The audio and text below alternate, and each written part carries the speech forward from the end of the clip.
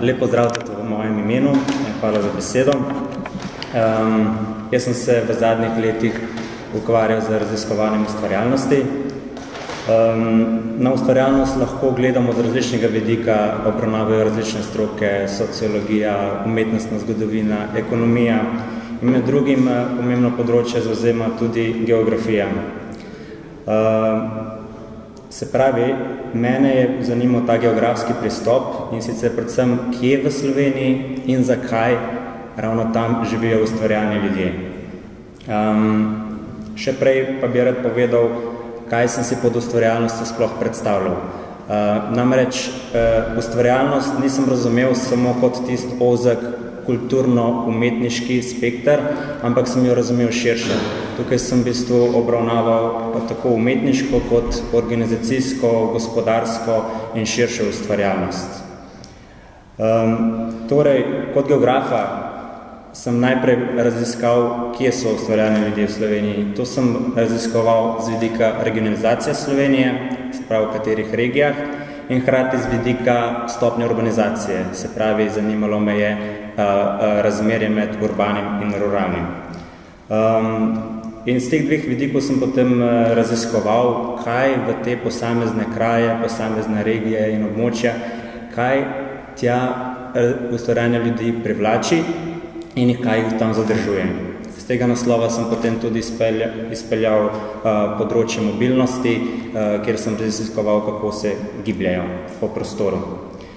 V knjigi, glede na to, da gre pač za eno od prvih del, ki iz geografskega vidika raziskuje to tematiko, me je predvsem zanimalo tudi mednarodne primerjave. Se pravi, kako Slovenija na tem področju stoji napram ostalim, predvsem bolj razvitim evropskim državam in tudi severnoameriškim. In glavna ugotovitev, ki me je tu presenetila, je, da po koncentraciji ustvarjalnih ljudi v Sloveniji prav nič ne zaostajamo za ostalimi najbolj razvitimi državami na svetu. Kar lahko v luči nekih gospodarskih primerjav potem trdimo oziroma izpeljemo, da tukaj nam nekaj škriplje. Se pravi, imamo velik ustvarjalni potencial, ki pa ga očitno ne znamo izkoristiti. In tukaj bi morale nadaljne raziskave narediti nek nov preboj.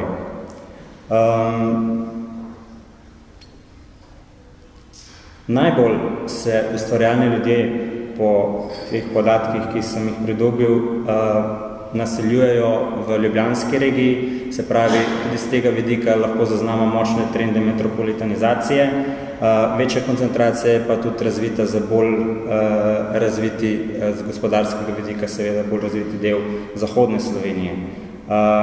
Se pravi, tukaj vidimo, da gre z roko v roki ta povezava med ustvarjalnostjo in gospodarskim razvojem. Na drugi strani je najmanj razvita regija Prekmurje, ki močno odstopa.